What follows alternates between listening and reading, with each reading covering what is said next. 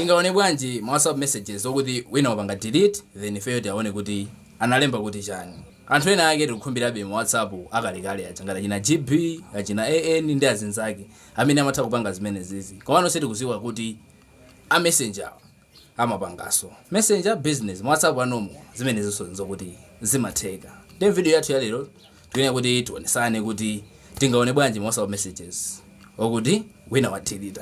Zimakhala zobweteka inu kutumiza message kena uzamapeza kuti this message was deleted. Opanda sokuyankha ina. Ndeta lenti oneni kuti timatani kuti tione ma messages ngati amene. Koma tisanayambe lenti timvekaye kutenga kuchokera kwa sponsors athu. Aichewa Clips akupitirizabe kupasirani maphunziro awo a photo editing, video editing, account boosting, online self defense komanso content creation. Ngati mukufuna kuti muphunzire nawo maphunziro amenewa kapena mukufuna kumva zambiri za maphunziro amenewa mutha kuhala pa namba imene mukuiona pa screen. Ndi apa ndi pa Google Play Store ndi tipanga search ndi apa patilembapo kuti recover deleted messages mene ndalembera mwamba ndi tiseseleka ndi monisese kuti icon yakeyo ikhale iyi ndi kuti mupanga select apa pa recover deleted messages then mpanga install.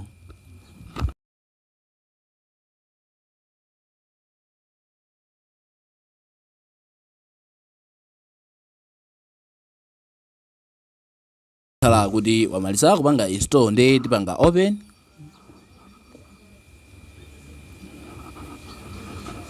Tap to accept. Mtongo yongera fayo kuti ili pa English kali. Ngati language mukufuna musinthe muika ya Arabic ngati maita. Komano fayo use English ndi tichongera apa. Tipanga got it.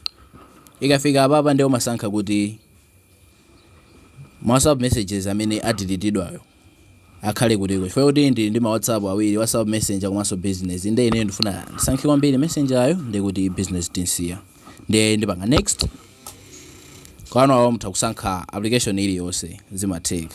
Ndi tipanga tichongera umu. Tipanga allow. Pa notification ipaso.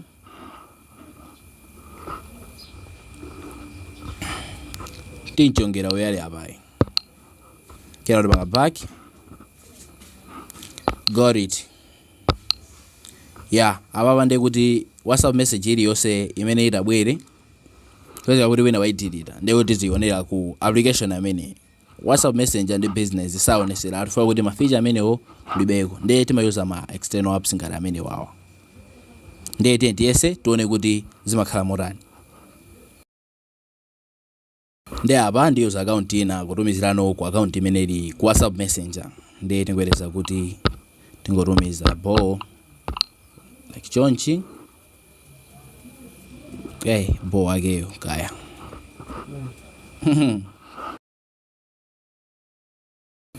Ndi tikapita ku WhatsApp Messenger uja tikaone.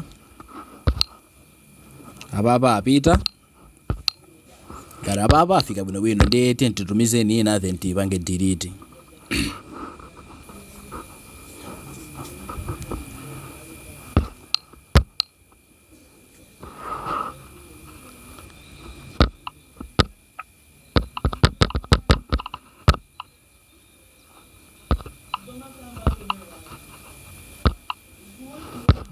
Nitajoga nikusooneza.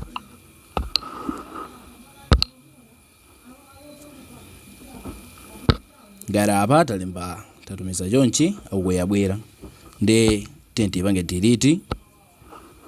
Tipange apa then tipange delete for everyone. Apo yapita ndi tipite ku WhatsApp kwina kuti onenso kuti ikuoneka motani.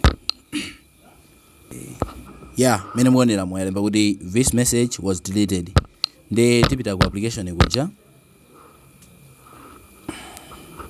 Ndi apa tansegula tuone kuti ioneka or not.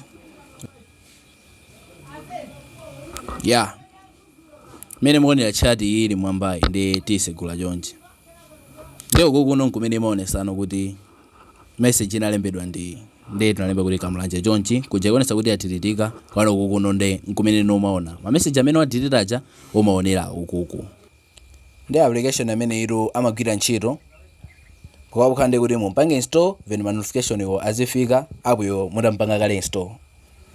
Sikuti ma messages azaoneka ife kuti mwina mwaona kale message kuti wina wake wa delete then nkumpanga install kuti message ioneka. Ayi chimene chimafunika nchokuti application iyi apangidwe install akhale active. Ndicho tinga kuti notification ija yakabwera iyo amanika notification iyo nkuisunga ku application iyo. Ndiye maana yaso kuti muchongere mene ninapangira mucha. Ndicho tinga kuti izizi zitheka bobo. Ndiye video imene ndinakonza ndi imene iyi. Ndiye tionananso ku video yotsatira imene tizabwere ndi zina. Ngati ndi funso tifunse popanga comment. Osayiwala kupanga subscribe channel imene ifuna kuti ma videos ena ndi kuti azingokhala kunoko ku YouTube kokha. Silimayikaso mwina ku TikTok ndi ku Facebook.